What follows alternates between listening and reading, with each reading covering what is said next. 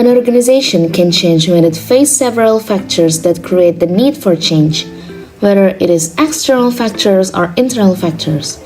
Some of the external factors are changing consumer needs and wants, new government laws, changing technology and economic changes. And the other side is internal factor, which is new organizational strategy, change in composition of workforce, new equipment, and changing employee attitudes. We can understand the view of the change process through the two different metaphors. The first metaphor, called the calm waters metaphor, it symbolizes an organization as a large ship crossing a calm sea, where the captain and the crews already knows what they will do next, and the change comes with the form of occasional storm. Kurt Lewin, an American-German psychologist, described this process as three steps change process. First process is unfreezing the status quo. It can be understood as leaving the existing state such as rule, culture, or strategy. Second process is changing to a new state or setting and start to implementing the new state or rule or culture or the strategy. The third one is freezing to make the change permanent. Because the change doesn't ensure that it will take a hold, the new state needs to be refrozen or reinforcing the new behavior so that it can be sustained. The second metaphor is called by whitewater rapids metaphor. The organization is symbolized a small raft navigating a raging river, and the member of the raft is people that know nothing each other, never work together, and totally unfamiliar. So the whitewater rapids metaphor shows that the change of the status quo is a continual process that changes as the time goes by. There are three main types of changes, such as structure, technology, and people.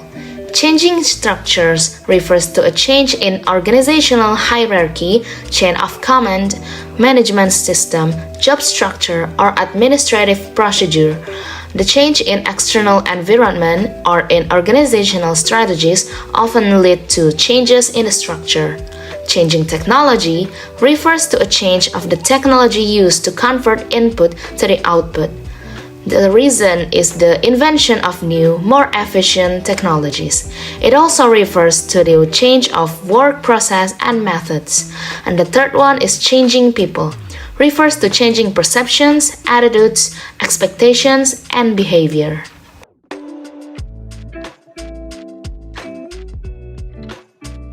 Why do people resist to change? When an organization attempts to change, there must be people who resist the change.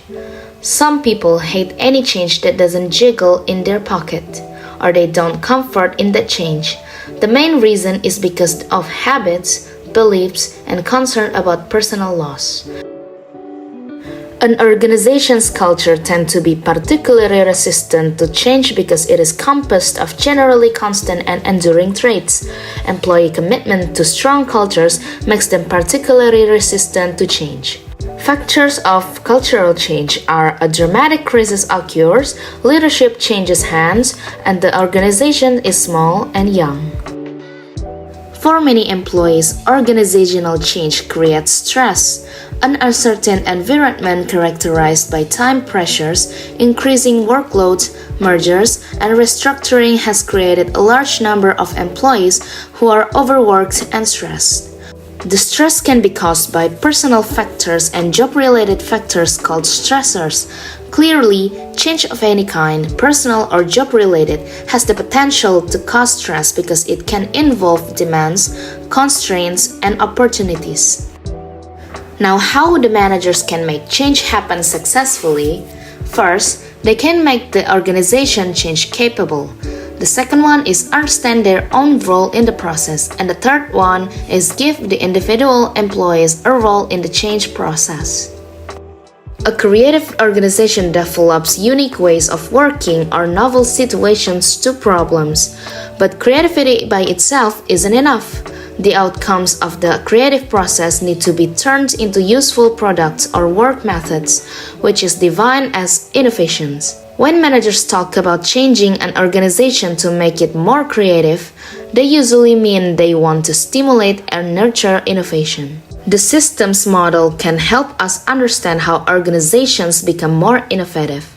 An organization's structure can have a huge impact on innovativeness. Identification of an issue is the first stage in an 8-step process called decision making, which concludes with an evaluation of the decision's result. Managers must identify the decision criteria that are pertinent to solving the problem after the problem identification. We all already know about the 4 managerial functions, which is planning, organizing, leading, and controlling, and the other 4 perspectives of how managers make the decision. The first one is rationality. It means describes choices that are logical and consistent and maximize value. Making decisions rationally will lead to the selection of alternatives that maximize the possibility of achieving these goals. Second one is bounded rationality. It means the managers make decisions rationally, but are limited or bounded by their ability to process information. Next is the role of intuition. It means the manager making decisions on the basis of experience, feelings, and accumulated judgment. And the last one is the role of evidence-based management. Evidence-based management is systematic use of the best available evidence to improve management practice. There are 2 types of decision. The first one is structured problems and programmed decision. When the problems are straightforward, familiar, and the information of the problems are easily defined and complete, we call this situation as structured problems. A programmed decision is a repetitive decision that can be handled by a routine approach. 3 types of programmed decisions are procedure, rule, and policy. Next is unstructured problems and non-programmed decision. Unstructured problems are problems that are new or unusual, so consequently, the information from the problems is ambiguous or incomplete. Non-programmed decisions are unique and non-recurring and involve custom-made solutions. There are 3 different conditions on decision making. The first one is certainty, a situation where a manager can make accurate decisions because the outcome of every alternative is known. The second one is risk, the condition under which the decision maker can estimate the probability of a particular outcome. The third one is uncertainty, a situation in which a decision maker has neither certainty nor reasonable probability estimates available, hence alternative choices are affected by the limited amount of information available and by the psychological orientation of the decision maker. Linear non-linear thinking style profile. Linear thinking style is characterized by a person's preference for using external data and facts and then processing this information through rational and logical thinking to guide decisions and actions. Non-linear thinking style is characterized by a preference for internal resource of informations, such as feelings and intuition, then processing this information with internal insights, feelings, and hunches to guide decisions and actions. This graph shows decision-making biases and errors. The manager decision-making process is affected by 4 factors, which can be seen as the graphs shown here.